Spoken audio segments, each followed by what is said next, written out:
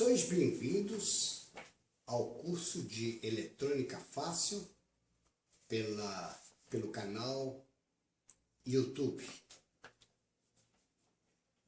Antes de mais nada, eu gostaria de dizer que eletrônica não é difícil, embora para muitas pessoas que eu conheci, é uma coisa extremamente difícil, complicada. Mas tudo depende de que forma é passado o conhecimento.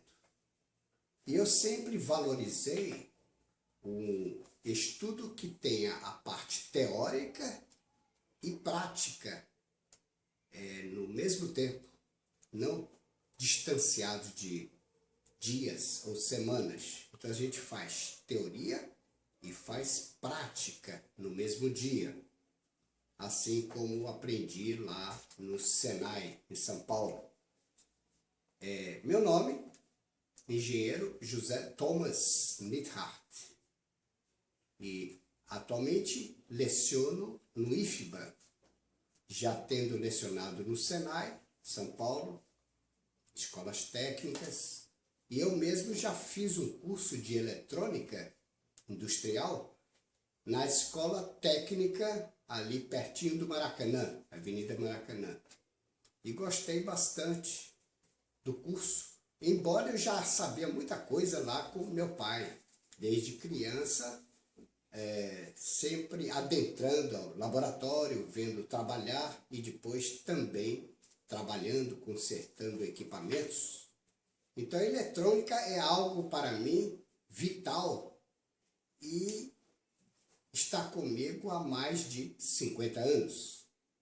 Eu conheço a eletrônica lá dos seus primórdios, ainda com equipamentos valvulados, depois aparecendo o transistor, que nasceu em 23 de dezembro de 1947, apresentado ao mundo, e vem se evoluindo. Assim nós estamos hoje em circuitos, sistemas bem mais rápidos, pequenos, né? Com componentes bem versáteis, e deixando a válvula ali pelos anos de 1906 a 1910. Aliás, eu acho interessante que pela história, 1910 foi o ano em que Lee Forest pegou a válvula de diodo e colocou uma grade de controle, transformando-a numa válvula triodo, capaz de funcionar como oscilador, como amplificador, e aí aparecendo as telecomunicações, lá pela década de 1910 para frente, no século passado. Mas eu tenho aqui minhas dúvidas sobre essa história, porque nós aqui no Brasil temos conhecimento de um padre gaúcho chamado Roberto Landel de Moura. Esteve lá em Mogi das Cruzes, onde eu me formei, engenheiro, e também fez ensaios de transmissão e recepção a partir de Santana, transmitindo para a Avenida Paulista, sem fio. Quer dizer, em torno de 1900, início do século passado. E como é que só em 1910 aparece um americano, né? Lee Forest, com a primeira válvula triodo termo-iônico. Então são histórias como aquela de Santos Dumont, o pai da aviação, mas nos Estados Unidos temos aqueles irmãos, né, que também são conhecidos como pai da aviação. Mas vamos ficar na nossa área de estudo, mais exatamente na lógica das portas lógicas, né? Eu primeiro gostaria de definir essa palavra lógica, o que significa lógica.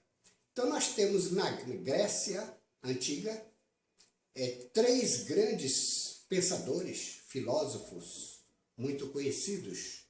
O primeiro deles, o Sócrates, né?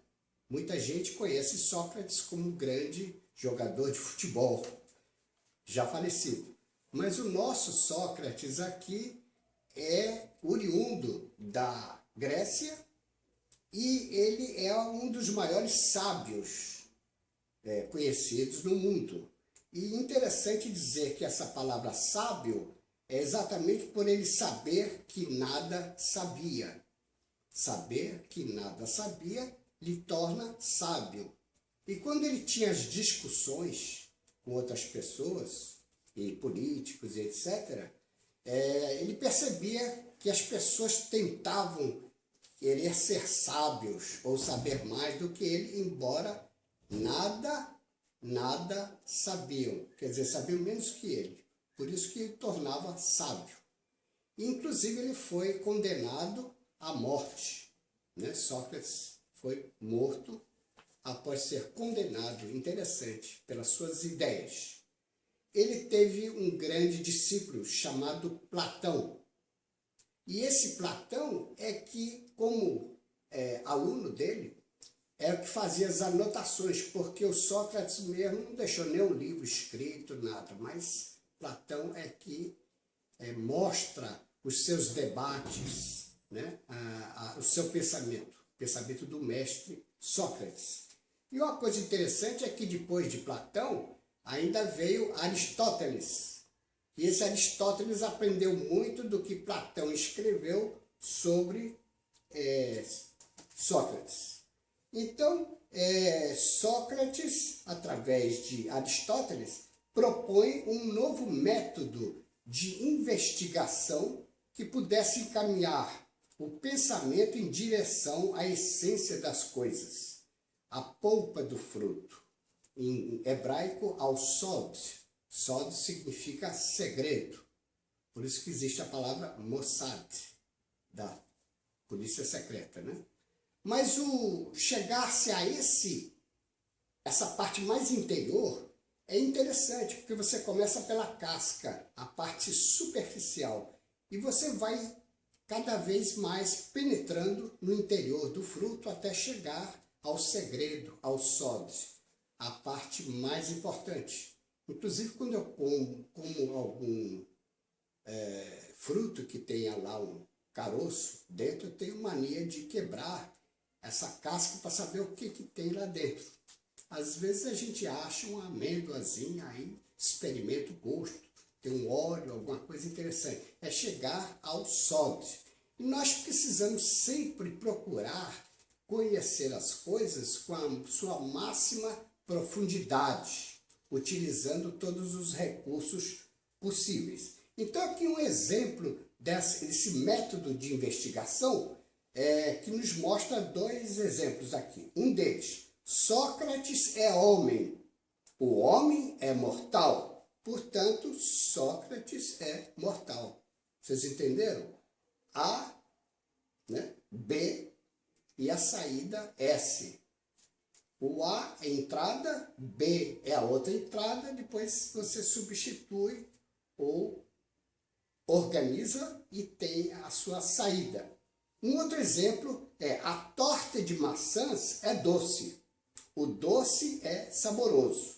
Logo, a torta de maçãs é saborosa. Eu acho que deu para entender esse método de investigação, né? Quando a gente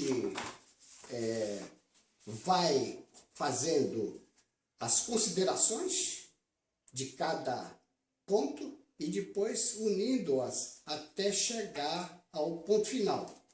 Então nós temos aqui, resumindo esses dois exemplos, a estrutura lógica encerra a expressão se A é igual a B e se B é igual a C, então A é igual a C.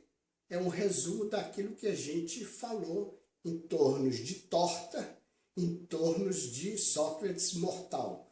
A igual a B, e sendo B igual a C, A é igual a C. Então, o desenvolvimento dessas leis aristotélicas, mas que vem lá de Sócrates, né, e passa por Platão, etc., nós chegamos ao nome de lógica. alavanca a investigação científica no século XIX, depois de Cristo. Nasce a álgebra de George Boole, né, para ser usada após a década de 30 do século passado. E nós chegamos, então, à comutação telefônica. O primeiro computador pós-guerra, 1945, era um computador com aproximadamente 35 mil válvulas e relés. Imagine o tamanho do prédio, o calor reinando ali dentro de um computador, né, que conseguia fazer algumas expressões de soma, subtração, levando segundos para essa operação. E hoje eu diria que qualquer um, com seu celular, com sua calculadorazinha, um computador pequenininho, ele dá de 10-0 em cima desse computador de 35 mil válvulas. Ele ficou pronto pouco depois da Segunda Guerra Mundial e já não deu tempo mais de utilizá-lo em guias balísticos para a orientação das armas de guerra. Saindo da guerra, agora as portas lógicas. Nós vamos estudar primeiro a porta AND gate, quer dizer, porta E. Como é que eu posso definir uma porta E na sua simplicidade máxima, antes de mostrar um chip AND? Eu mostro aqui uma bateria com duas chaves em série ligadas, a chave A e a chave B. E a lâmpada é a carga. Ela vai mostrar sua luz somente quando A e B estiverem fechadas. A e B fechadas exatamente é o A vezes B, ou A AND B. Da expressão 1, a saída, lâmpada acesa, é 1. Se qualquer das chaves estiverem abertas, você não vai ter uma corrente atravessando a lâmpada. Então a lâmpada estará apagada se qualquer das chaves estiverem abertas. A ou B ou ambas. Então, lâmpada apagada. Agora vamos passar para o símbolo da porta AND. Nós temos aqui uma porta AND, duas entradas, input A, input B e a sua saída. Esse é o símbolo. E uma tabela verdade. Essa tabela verdade vai mostrar passo a passo o comportamento dessa nossa lógica do AND gate. Por exemplo, se eu tiver 0 e 0 na entrada, o que eu tenho na saída? 0. Lá na história anterior é a lâmpada apagada, chaves abertas. A segunda linha aqui, nós temos 0 e 1. A, 0 e B, 1. Só tem uma chave fechada. O que acontece? 0 na saída. A lâmpada está apagada.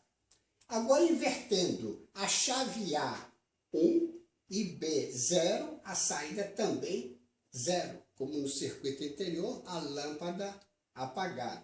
Finalmente, a condição única da porta AND é quando ambas, A e B, têm a tensão positiva aqui, 1 e 1, a saída é 1. É o caso de duas chaves fechadas e a saída com uma lâmpada ou um LED aceso. E aqui nós temos o desenho interno de um CD4081. CD4081 é um chip AND, tem 4 portas no seu interior. Como vocês podem ver aqui, entradas 1 e 2, saída 3, entrada 5 e 6, saída 4. E entrada 8 e 9, saída 10, entrada 12 e 13, saída 11. O pino 14 é o mais e o terra ou menos é o pino 7. Então você com um chip desse, tendo 4 portas lógicas iguais, você pode fazer associações. Você pode produzir um NAND, que é um AND mais um NOR. Então, dentro do mesmo chip, você consegue, através das ligações externas, produzir outras portas. Tendo visto a porta AND, cuja configuração básica, prática, em termos de chaveamento, nós tínhamos duas chaves em série. Agora nós vamos entrar na porta OR, OR Gate, cujo comportamento é verificado aqui no esquema com duas chaves em paralelo. A chave A em paralelo com a chave B. A tabela verdade aqui já muda também, porque nós temos que pensar e perguntar à lâmpada: quando é que você está acesa? Em que circunstâncias? Então, se eu colocar as duas chaves do jeito que estão aqui abertas, a lâmpada estará apagada. Portanto, A mais B é igual a zero, porque A está aberto e B está aberto. A mais B é igual a zero.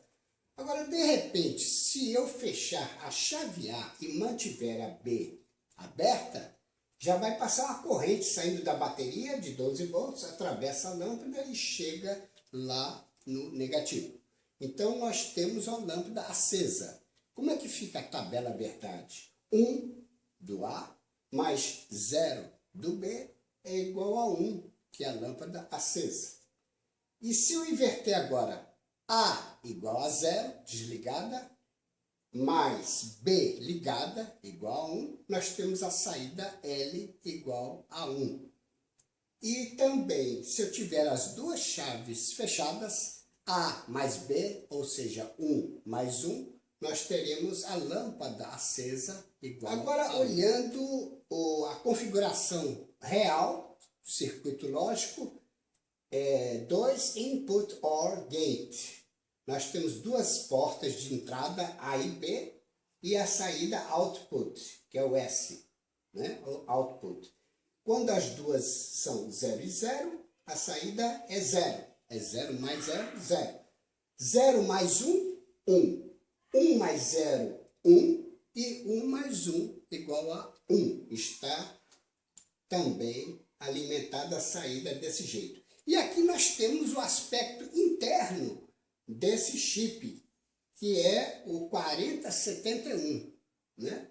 MOSFET do CI, ou 4 portas lógicas, nessa pinagem mostrada aqui, 1 e 2, entrada, saída 3, 5 e 6, entrada, saída 4, depois tem 8 e 9, saída 10, e 12 mais 13, saída 11, 14 é o positivo e o 7 é o negativo ou terra. Então dá para a gente observar também na contagem dos pinos, quando você olhar por cima do chip, no circuito, você vai notar que perto do 1 você tem um sinalzinho, tipo uma bolinha, um cortezinho, você conta no sentido anti-horário. 1, 2, 3, 4, 5, 6, 7, 8, 9, 10, 11, 12, 13 e 14.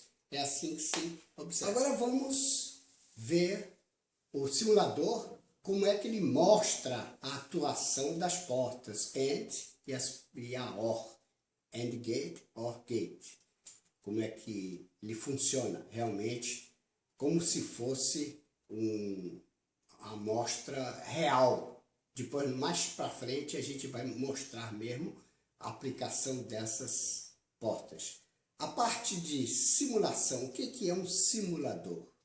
Então, como nós trabalhamos com eletromedicina, as primeiras vezes que eu fui consertar um eletrocardiógrafo, eu tinha que chamar o filho mais novo, deitá-lo ali na cama, botar os cardioclips, pernas e braços, coração, e ver o traçado no ECG, no eletrocardiógrafo.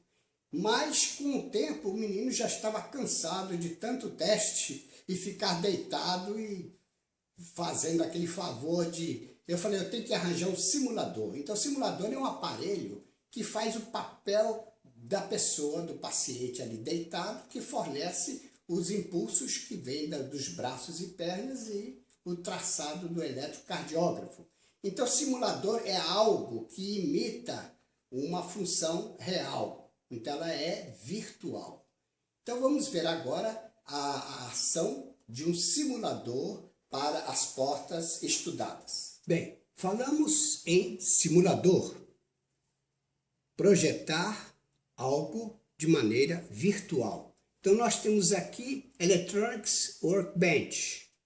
Nós vamos mostrar o circuito END atuando na sua realidade, mas de maneira virtual, e a sua tabela verdade.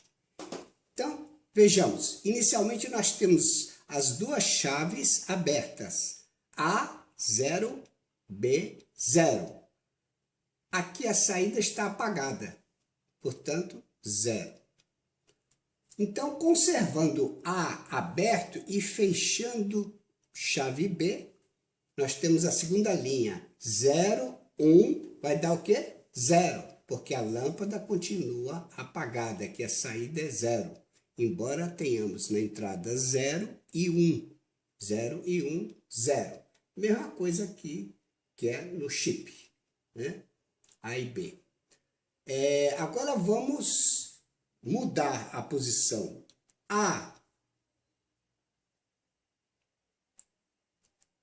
Vamos para A igual a 1 e B igual a 0. A igual a 1, B igual a 0. O que acontece? Nada. Continua a saída apagada. 0. Olhando aqui para o circuito, nós temos também A é 1, está fechado. B é 0. Aqui tem tensão no pino 1. Aqui não tem 0 no B. E na saída, que é o pino 3, continua inativo, 0, apagado, né? Agora, finalmente, nós vamos ligar a chave B, que está faltando, e fica A e B igual a 1. A e B igual a 1. Aqui, olha, A tem tensão, B tem a tensão, e C também tem a tensão que alimenta um LED, por exemplo, na sua saída, aceso aqui, ó, vermelho, saída. Então, nós mostramos as 4 situações que ocorrem na porta END. Interessante observar também por que nós temos somente 4 linhas, porque a base é binária, 2, e o número de variáveis de entrada A e B também 2. Então, 2 elevado ao expoente 2 dá 4 posições possíveis de combinação. Agora nós vamos simular de forma com o Workbench a porta lógica AND. Já foi vista, agora OR. Porta OR, porta OU.